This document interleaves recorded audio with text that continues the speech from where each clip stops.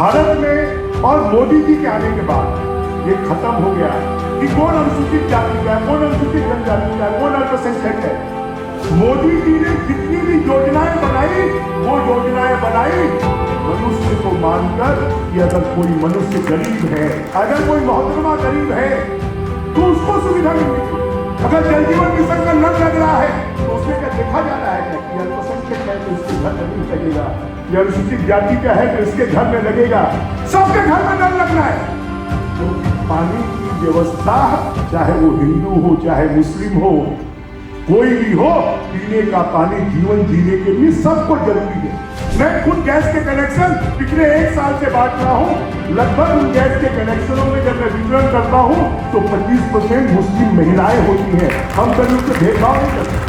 आज इस बातों को सोचने की जरूरत है कि जिन लोगों ने 60 सालों में हमको हिंदू मुस्लिम बनाकर आपस में खाली हमारा झगड़ा करवाया, हमारे डेवलपमेंट की बात नहीं की, हमारे विकास की बात नहीं की।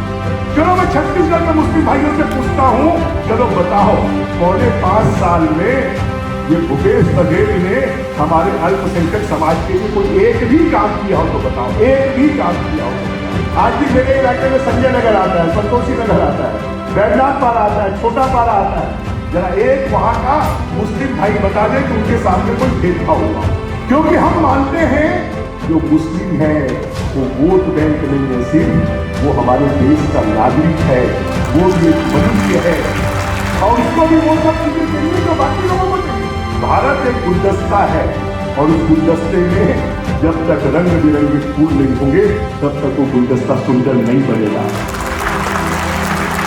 ठीक है, हमारा ये सोच है कि विकास सबका होना चाहिए पर तुष्टीकरण किसी का भी नहीं होना चाहिए।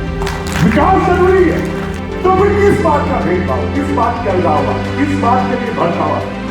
उन नौजवानों को आपस में लड़वाने की कोशिश होती है। उन नौजवानों को कहा जाता है कि तुम हथियार तैयार रखो, कभी भी दंगा हो सकता है। इसकी बजाय कि हम भारत माता के पुत्र हैं, भारत माता की धरती में पैदा हुए हैं, हमको इस धरती में हम पैदा हुए हैं और जहां हमको दफनाया जाएगा वो जो जमीन भी हमको भारत माता की धरती पर ही मिलेगी। ये कुरान में भी कहा है, हम जहां पर जीते हैं, जहां पर हमको जो जमीन पे दफनाया जाएगा उसके प्रति हमारा समर्पण और हमारा लगाव होना चाहिए। सबसे बड़ी चीज है इस भारत की धरती पे रहने वाला हर बंदा, चाहे वो मुस्लिम हो चाहे हिंदू हो, उसके साथ में बराबरी का व्यवहार होना चाहिए। विकास की किरण बराबरी के साथ में उस तक पहुंचनी चाहिए। अरे आज रायपुर में जब मैं चुनाव लड़ता हूं तो 5000 मुस्लिम कार्यकर्ता मेरे पोलिंग बूथों में उपस्थित रहते हैं। अब कई बार बोलते हैं बीजेपी धर्म की राजनीति करती है। धर्म क्या है? जिसको हम धारण कर सकते हैं। धर्म का मतलब होता है जिसको हम अपने जीवन में अपना सकते हैं। धर्म का मतलब होता है कि जिसको अपनाने से हमारे जीवन में हमको सुख शांति समृद्धि मिलती है, उसका अर्थ धर्म होता है।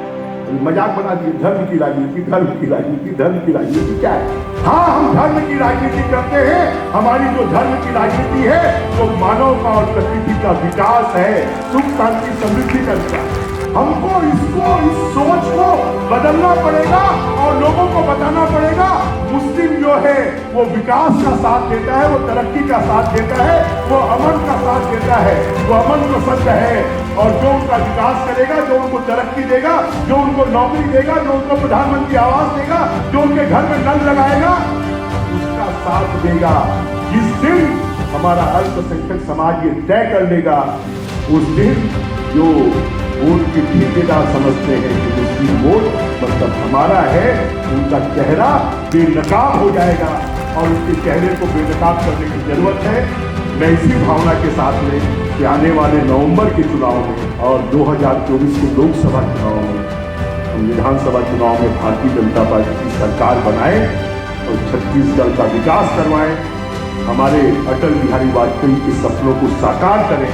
इस काम के लिए जिन्होंने छत्तीसगढ़ राज्य बनाया और 2024 में विश्व के नेता मुस्लिम देशों ने जिनको अपना नेता माना है, ऐसे नेता मोदी जी को फिर से प्रधानमंत्री बनाए। इसी आह्वान के साथ मैं आपसे विदा लेता हूं। आप सबको बहुत बहुत शुभकामनाएं देता हूं, बहुत बहुत धन्यवाद देता हूं।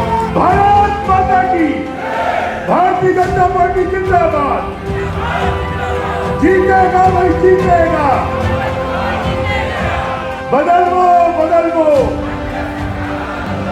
बदल वो